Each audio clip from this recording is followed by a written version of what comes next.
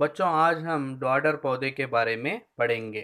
ये पौधा Cuscuta jeans से ताल्लुक़ रखता है और ख़ानदान मॉर्निंग ग्लोरी कॉन्वाल्वुलेसिए से ताल्लुक़ रखता है। कस्क्यूटा जीन्स में तकरीबन 170 किस्म के अनवा पाए जाते हैं। इसमें डॉडर पौधा एक है। डॉडर पौधा में क्लोरोफिल नहीं पाया जाता, लिहाजा ये ग़िज़ा के लिए दूसरे पौधों पर मुनहसर होता है। जैसा कि आप तस्वीर में देख सकते हो कि किस तरह से डॉडर पौधा मेज़बान पौधे के अतराफ लिपट गया है।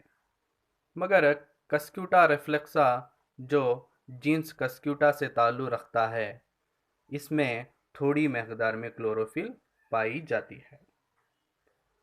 डॉडर पौधे के फूल गुच्छों की शक्ल में पाए जाते हैं और इसके पंखुड़ियाँ जर्द या सफ़ेद रंग के होते हैं और इसी तरह से इसका तना जर्द, नारंगी, गुलाबी या भूरे रंग का होता है।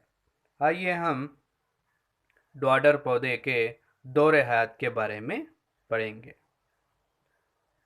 फूल के ज़रिए से बीज तैयार होते हैं और ये बीज उपज कर डॉडर पौधा नमू पाता है। ये डॉडर पौधा ज़मीन से अलग होकर मेज़बान पौधे से लिपट जाता है। जैसा कि आप तस्वीर में देख सकते हो कि किस तरह से डॉडर पौधा मेज़बान पौधे के अतराफ लिपट गया। आइए हम ये जानने की कोशिश करेंगे कि डॉडर पौधा कैसे ग़िज़ा हासिल करता है। आप तस्वीर में देख सकते हो कि डॉडर पौधे के तने पर कांटों की शक्ल की साख्तें पाई जाती हैं, जिसको हस्टोरिया कहते हैं। ये हस्टोरिया पौधे के तने या पत्ते के अंदर दाखिल होकर ग़िज़ा हासिल करने में मदद करता है।